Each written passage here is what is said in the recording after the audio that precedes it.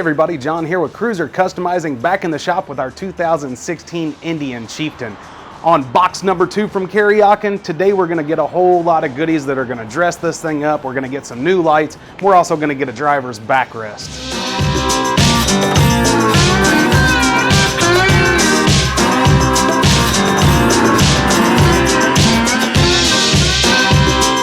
Before we get started with our box of goodies today, I'm going to get rid of the 3 S's. They seem to be in the way for every single upgrade I ever want to do to a bike, so we're going to be removing the seat, saddlebags, and the side covers.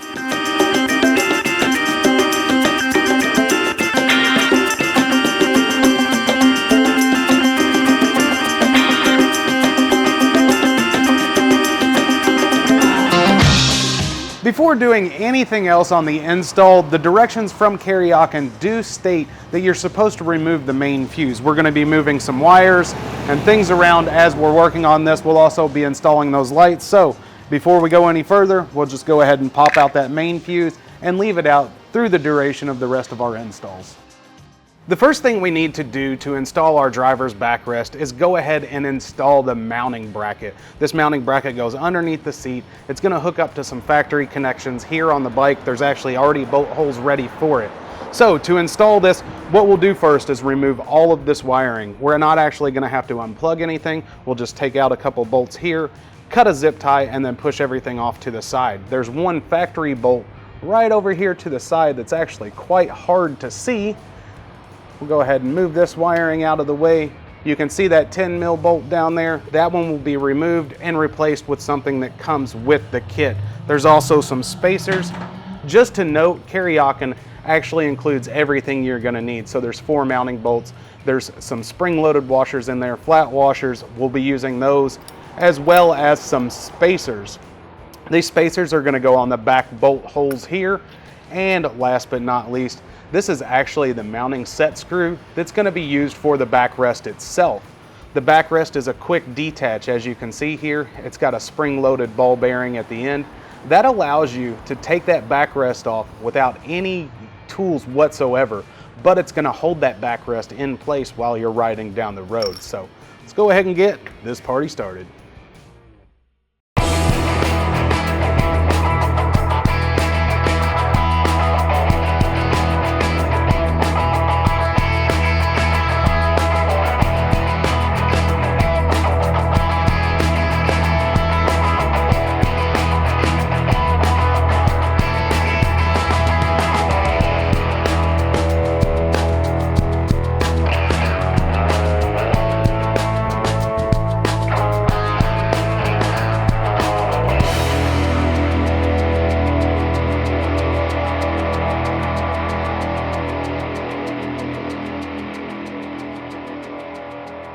With our bracket in place, now we can go ahead and put the driver's backrest on. This thing actually just slides right down in, and I've already put the set screw in. That's going to help us adjust this for height. So if you notice, you'll hear it click into a couple different positions. You can get that at whatever height works best for you once the seat's been installed. A couple other things to note here. On the back, you're going to have this Velcro pouch.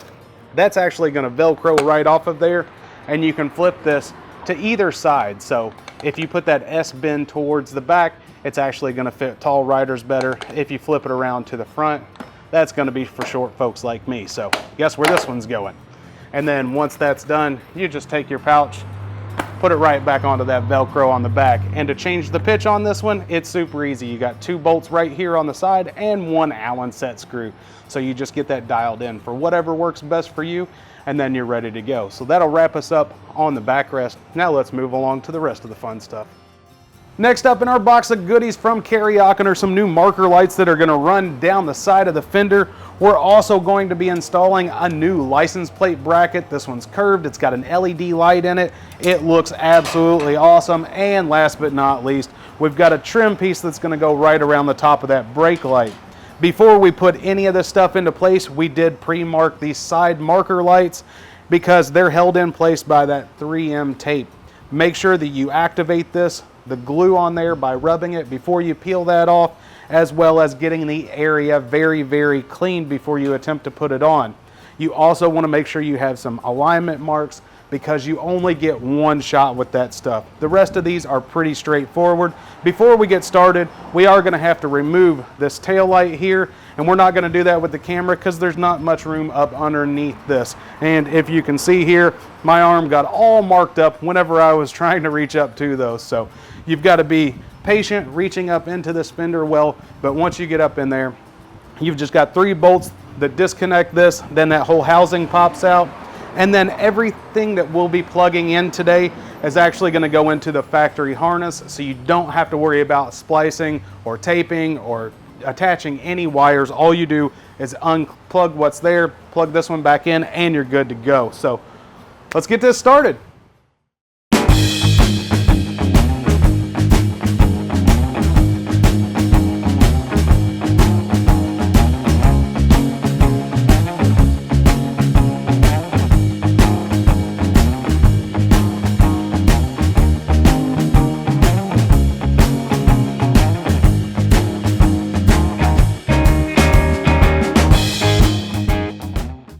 Before we continue with the rest of our install, I wanted to take just a second to go ahead and check out our light install.